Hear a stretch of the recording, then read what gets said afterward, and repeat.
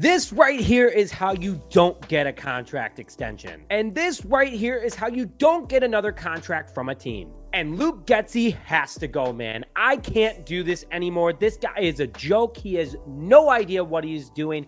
Aaron Rodgers carried him through his NFL coaching career. He has no idea how to run an offense in the fourth quarter, and the Bears have to let him go. And don't worry, I'm going to get to Matt Eberflus in a little bit too. Montez Sweat should be the mayor of Chicago after today's performance and the impact he has had on this team in order to make them even have a shot at the playoffs.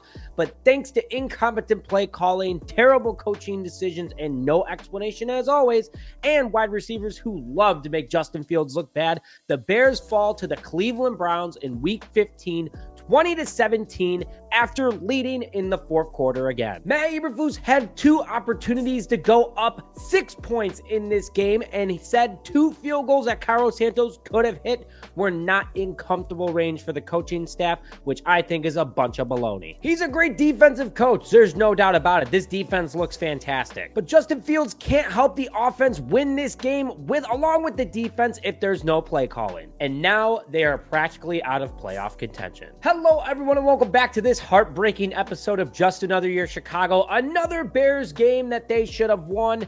I'm going to break it all down for you guys here, and I appreciate you logging in. I know it's tough, and I want you to put your frustration in the comment section below because, man, I had to take a minute before I started recording this video just to yell into a pillow for about 10 minutes. My name is Nick Rohde. Again, thank you for tuning in, and I am going to go through this entire meltdown. While there were positives in this game, overall, not enough to win against Cleveland. What a game, what a meltdown, and another questionable officiating day for Cleveland. Got away with quite a bit of calls here.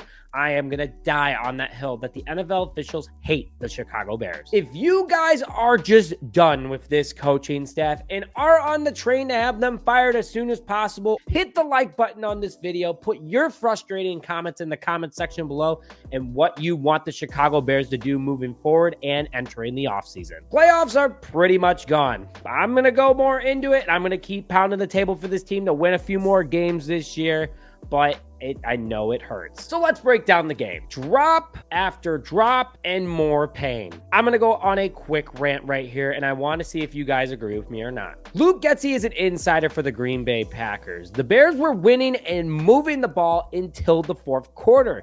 Green Bay had lost their game to the Tampa Bay Buccaneers 34-20 about halfway through the fourth quarter.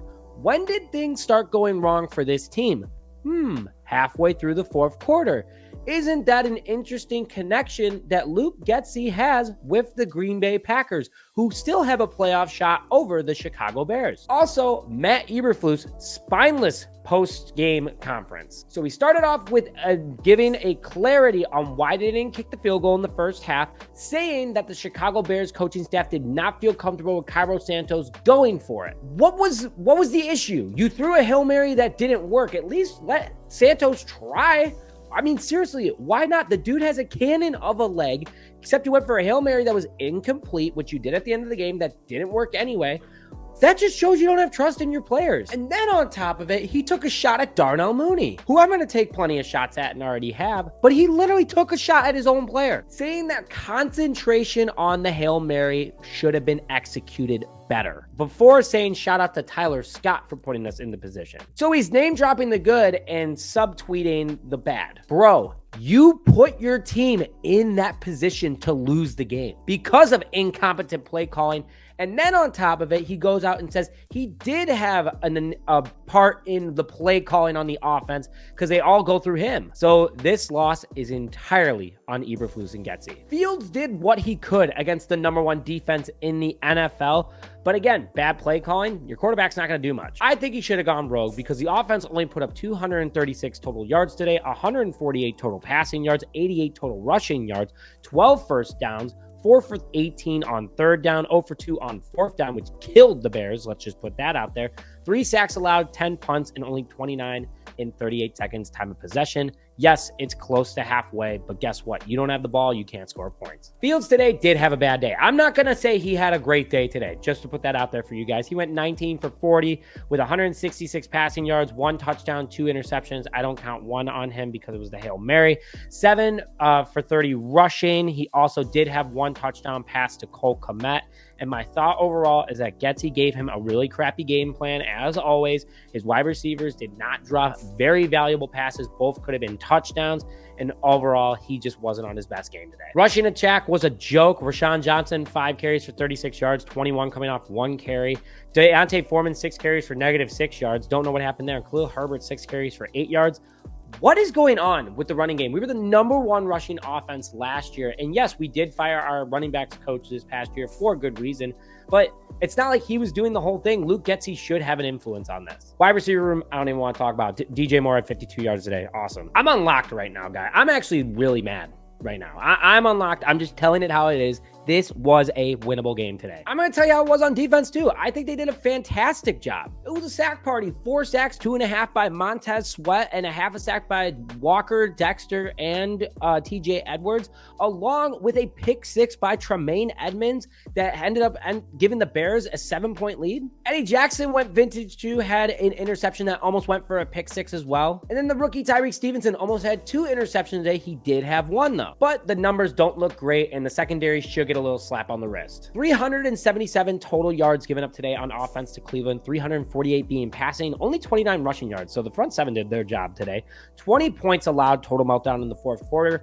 14 first downs, 4 for 16 on 3rd down, 0 for 1 on 4th, 4 total sacks and 9 punts today. Defense did their jobs, no denial there, but the offense, thanks to Luke Getsy and Matt Eberflus, sucked today. I have a lot coming out this week. This is my post-game reaction. I'm fired up, and I'm going to send out my positives of the game tonight on Twitter, or when you're watching this tomorrow on Monday. It went out last night, so keep a lookout for that. I think all Bears fans, and put your comments in the comment section below if you agree, I think we're just all so frustrated because there was hope. This team, it showed that this is a good team out there, but they just couldn't get the job done today. Well, go grab a beer, relax.